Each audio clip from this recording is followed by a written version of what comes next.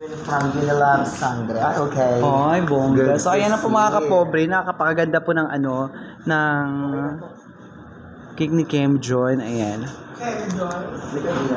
So, ito nga pala sila. Ayan, yung pa yung mga crew ng Jollibee. Si Sir Dix, ayan, at si Sir Ken. Ayan. So, sila pa yung mga nagawapuhang crew ng Jollibee. Ayan. Jollibee! Ay, Jollibee!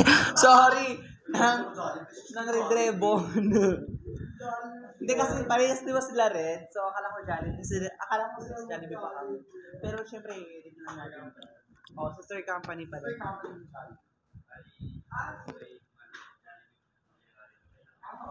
Okay, so isa lang, ayun mga kapobre, so hindi po ako nagkamali, isa lang din naman pala. So, thank you.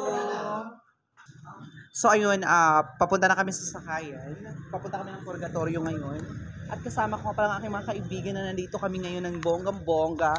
Ayan, sa may gwapo po doon. Ano? Ayan sa mga kapobre. Kung makikita natin, hawak-hawak niya po yung regalo namin sa aming kaibigan.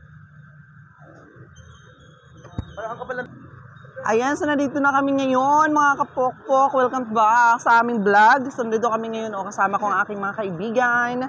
At syempre, hindi mawawala ang aming lakwatsa. Dito po ito sa Santolan, Pasig.